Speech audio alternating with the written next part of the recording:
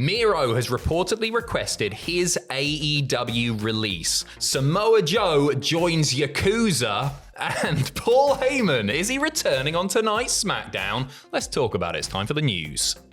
News just come out from Fightful's Sean Ross Sapp about Miro, and he has reportedly requested his AEW release.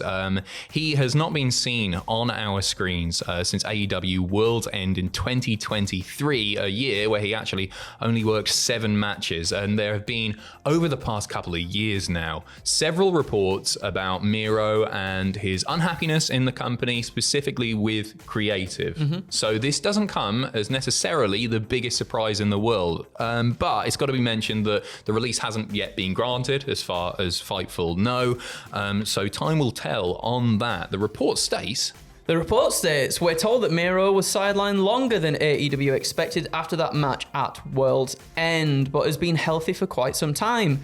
There was some consideration internally to use him at the AEW All-In Casino Gauntlet, and he had pitched working with Jon Moxley earlier this year.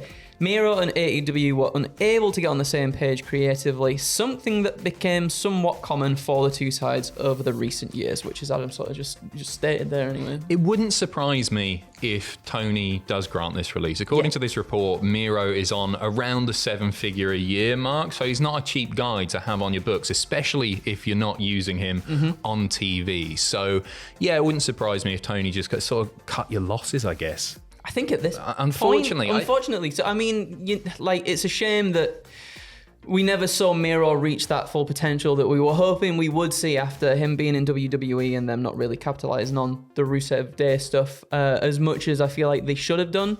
And then when we heard he was going to AEW and he was there, we were like, oh, the reins are off. He can finally go and do all this amazing stuff and hit, the heights that he should have hit in WWE. And then so hyped about it. I remember when he joined us, like, man, they got Rusev. Yep. Miro's coming in. This is incredible. And it's been one of the most underwhelming WWE to AEW transfers, hasn't it? It's not. It really did disappoint, and it's a shame. I still think there's money to be made with Miro. I think if WWE picked him up, you can imagine the hype that would be there with Rusev. They would certainly put him back as Rusev, I think.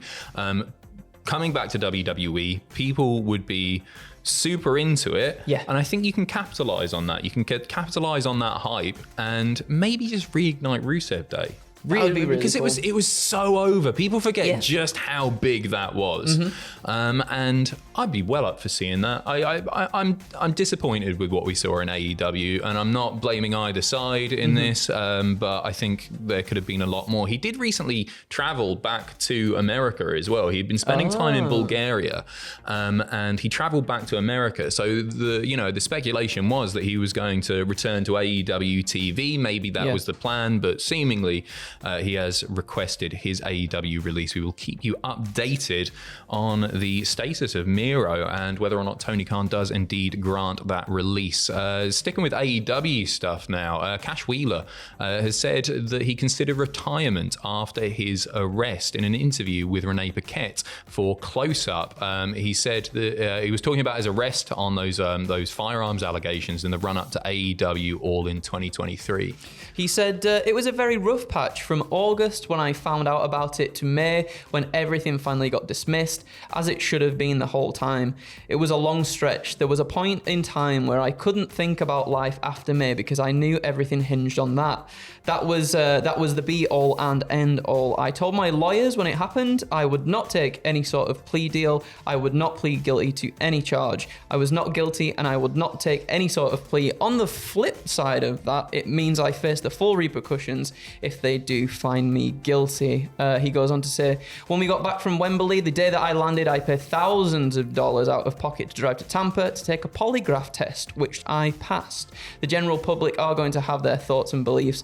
The ones that want to think I'm guilty are going to think I'm guilty no matter what. The ones that believe me, they believe me the whole time. It was something that I was willing to do. It's an hour-long process. It's the same 10 questions. They ask in a different order and they ask 4 times.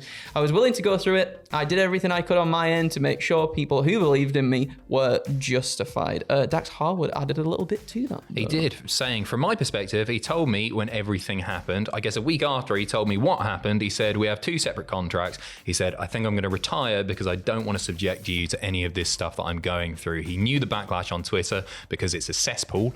And he said, I'm just going to retire. You don't have to worry because your contract is with you. I'm going to leave wrestling. And Dax continues saying he had to talk him into not retiring. I mean, he obviously,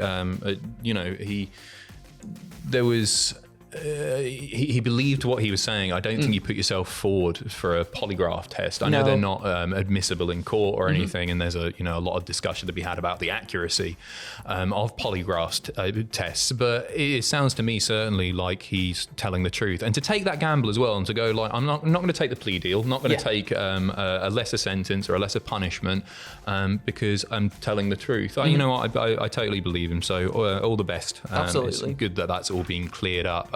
Randy Orton coming to NXT soon. It's just 2 weeks away. He is set to face NXT standout, the 20-year-old Javon Evans. We got a bit of information from Cassidy Haynes of Body Slam. Yes, saying I spoke to sources within NXT about the upcoming match between Evans and Orton, and he was told that Javon was unaware of the match and that he actually found out live on air that he would be wrestling Randy Orton while he was in the ring when Vic Joseph made the announcement and Orton's tweet was shown on the screen. How cool is that? Literally, took the words right out of my mouth there. It's amazingly cool to be 20 years old and wrestling the apex predator, the legend killer, the Viper, Randall Keith. No, what an amazing rub to get. Like, he's not going to beat him or anything like that.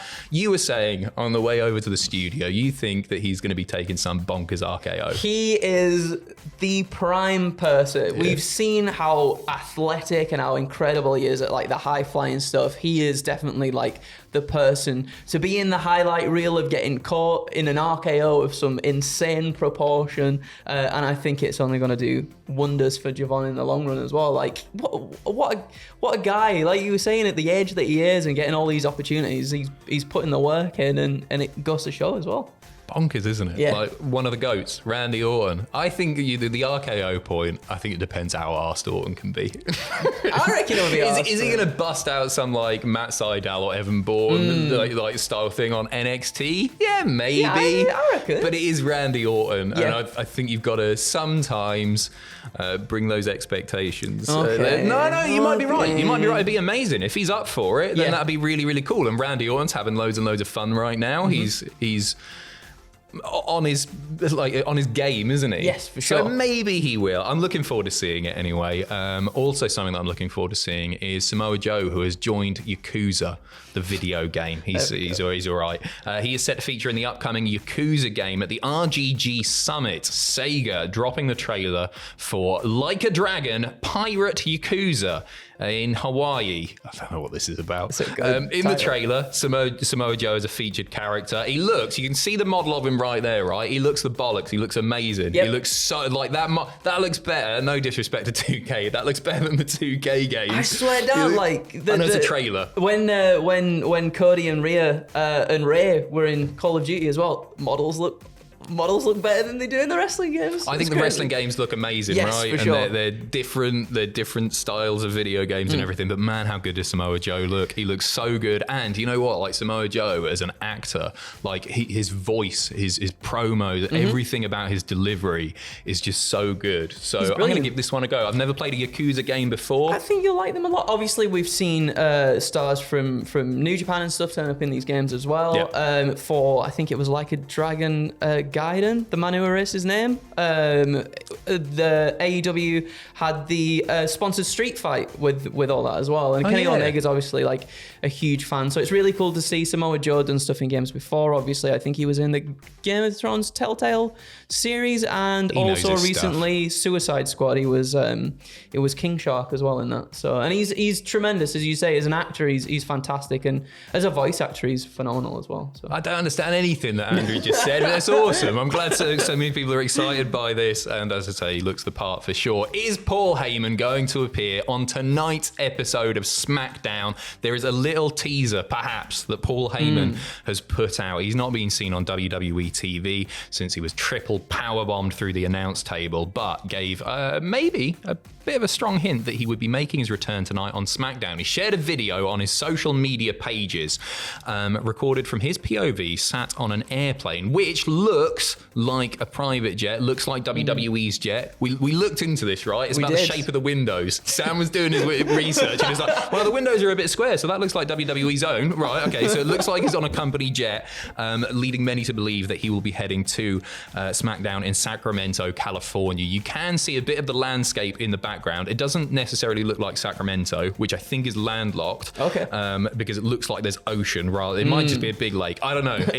Paul Heyman's teasing something. It's either that or he's just showing off his new bag. He's got a new bag, as you can see there. It's got the name Paul on it, which is his name. But it would be great to see him back, man. He's going to be so over as a baby face. I love the way that he was written off TV. I've been desperate to see him back. Absence makes the heart grow fonder and all that. But the pop when bloody Paul Heyman returns, and we're not even that far away from War Games, Bloodline versus Bloodline, and Paul Heyman's going to hopefully be a part of it. Do you reckon he's coming back tonight? I would like to hope so. I think it'll be amazing. We've seen little bits, and people have pointed this out on Twitter and online before as well. Like when Roman has come out recently to the ring, he looks to his side and his wise man's not there. The storytelling, but hopefully, maybe tonight he will be there. Go on, Paul. Do it. He might just have a meeting. We don't know.